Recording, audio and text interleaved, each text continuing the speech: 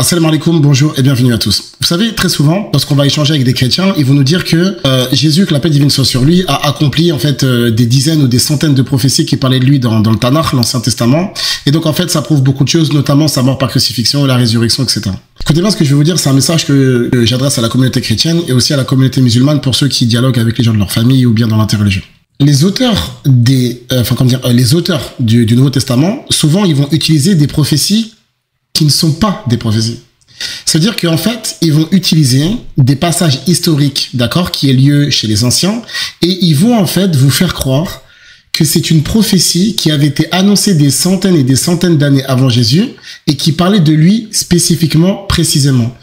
Ceci, avec tout le respect et la compassion que j'ai pour vous, est un pieux mensonge décoré, orné, déguisé, parfumé.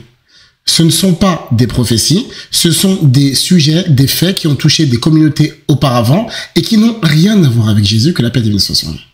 Alors, s'il y a des personnes qui sont sceptiques, je vais vous donner donc certains textes et je vous propose d'aller vérifier vous-même avec les références dans les contextes des anciens et vous allez voir que ça n'a rien à voir. Prenez par exemple le texte de Matthieu, chapitre 1, verset numéro 21, par exemple. Prenez le texte de Matthieu, chapitre 2, verset 15, et également Matthieu, chapitre 2, verset numéro 17. Je ne vais pas faire l'explication, je vous laisse le luxe de le vérifier seul. Et lorsque vous allez voir que dans le sens premier, ça n'a rien à voir avec Jésus, orientez-vous vers vos prédicateurs, les prêcheurs, les gens dans les églises, etc.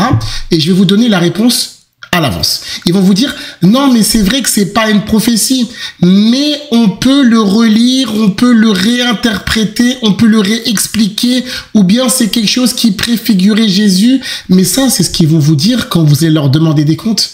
Mais depuis toutes ces années, personne ne vous a dit ça. On ne cesse de vous dire que ce sont des prophéties, les prophéties, et Ésaïe, et les psaumes, et par-ci, et Zacharie, mais en fait, en réalité, ça n'a rien à voir avec Jésus. Mais comme, effectivement, il y a pas mal de personnes qui ne connaissent pas les textes, alors on peut leur faire croire tout et surtout n'importe quoi. Donc, ça, c'est quelque chose qui doit être su et je vais même pas, en fait, faire la vidéo explication. Inch'Allah, je vais vous laisser faire la démarche seule et vous allez tomber de très haut. Parce que vous allez vous rendre compte que si on est capable de vous mentir sur des prophéties, on est capable de vous mentir sur la crucifixion, on est capable de vous mentir sur la résurrection. On est capable de vous mentir sur la divinité, sur la Trinité, sur la fiabilité des textes. À partir du moment où on ment, ou bien on ne dit pas la vérité, sur quelque chose qui est censé être la preuve ultime de la véracité de votre religion. Donc si le socle mère majeur s'éteint, c'est tout ce qui est construit au-dessus qui s'effondre. Je vous remercie d'avoir suivi cette vidéo. Barakallahu fikum. Wassalamu alaikum.